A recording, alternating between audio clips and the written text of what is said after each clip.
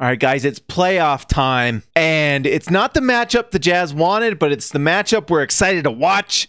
It's the Utah Jazz versus the Houston Rockets. I want to talk a little bit about the Rockets and then about the Jazz, and it's going to be a fun series, guys. The Rockets are coming into this with, honestly, with James Harden, who has a 50-50 shot, I think, with Giannis to get the MVP. The Rockets are at just an elite level right now, winning games just like Utah is. Winning just at an amazing clip. Harden had the streak going on this year with the 30-plus points. Harden is just at another level. And for Utah, it's going to be hard to stop him. He's better than he was last year, which is incredible because he's a former MVP. He's just an incredible force on the offensive end. And on defense, I would say Harden is at an average level, which is great for him, considering some of the defense he's played in the past. But I think Harden's actually fine. His steal rate is high. He plays good in the post, although the Jazz don't play in the post. You'll see Derek Favors maybe play one possession in the post per game type thing. And that's usually if he's switched onto a smaller guy. But you're not going to see a lot of that. But Harden is not that like that just Toro defense that we kind of used to make fun of him for in the past. Not so much anymore. He's an MVP level player. Chris Paul looks like he's back. The thing that makes me most nervous if I'm a Jazz fan about the Rockets is Chris Paul. He was the reason, everyone talks about Harden, but Chris Paul was the reason they beat the Jazz last year in the playoffs. One was the Jazz were a little hobbled in that series. They lost Ricky Rubio. Donovan Mitchell was a rookie playing point guard duties, something he had really not been asked to do. The times he had been asked to do it last year in the regular season, it was just kind of a disaster. He got better, but he was a rookie being asked to do things he's just had never done. This year, Donovan's done it a lot more, and so it's going to be an interesting series to see how that goes. But the Jazz's big question in this series is Chris Paul, because Chris Paul with that mid-range, he was able to, the thing that he did, and he just did it, that one game where he scored like 40 points and just killed the Jazz. Otherwise, the Jazz played really well, but Paul just gets to wherever he wanted on the floor, and he has that mid-range little free throw line jumper that he kind of curls around, and he goes to his right, and he takes that, and he just killed the Jazz with that because it's far enough away that Gobert can't really block it.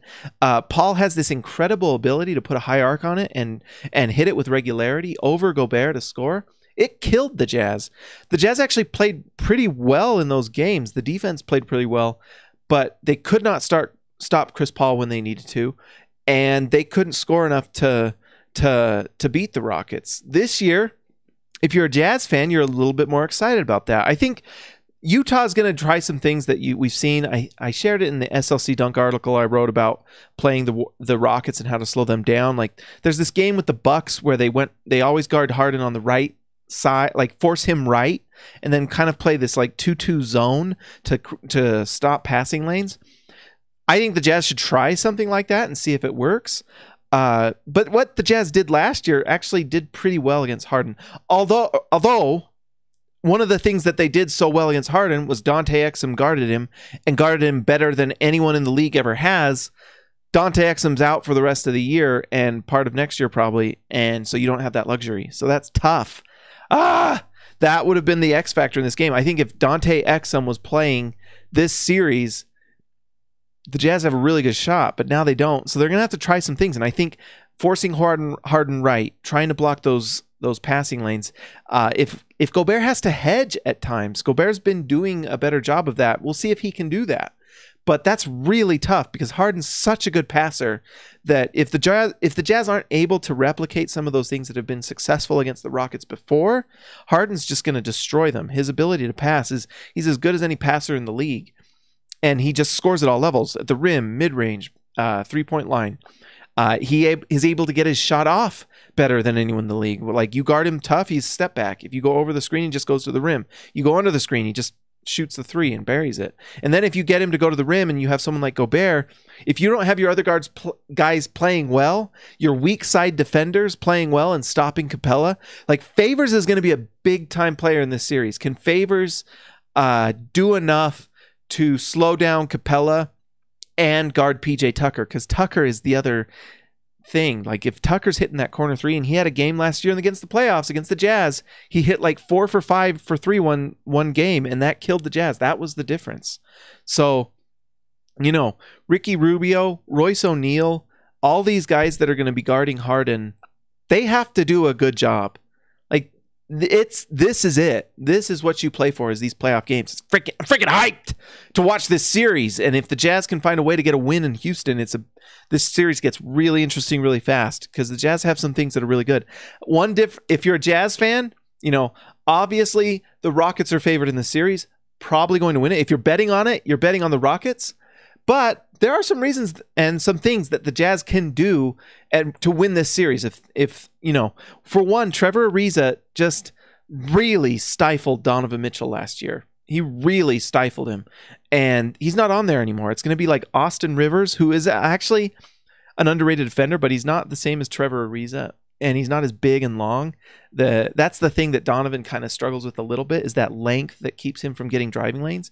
If Donovan Mitchell's able to get to the rim, this series gets pretty interesting, because him getting to the rim has been just a revelation again this second half of the year. He's averaged, you go look at Donovan's averages, this second half of the season he's shooting 40% from three. He's getting like 25, 26 points per game. His assist numbers are up. Like, Donovan's passing and ability to guard the point is night and day compared to last season. So it's going to be interesting to see what happens. Rubio has to have a good series if the Jazz want any sort of chance. He has to play well. We can't have the Ricky Rubio that's been playing a lot this year, where it's just more bad nights than good. Lately, it seems like things have really calmed down, and Rubio, it's funny, like post-trade deadline, when he knew he wasn't being traded, it seems like he calmed down and was more float. And when Dante Exum got hurt, it looked like Rubio wasn't worried about his starting job anymore and played a little more relaxed and actually played better. But he needs to be relaxed in these playoffs. He needs to play well. He played well last playoffs against, you know, the Thunder, and honestly outplayed Russell Westbrook in multiple games. If he can play at a high level for Utah, they have a chance.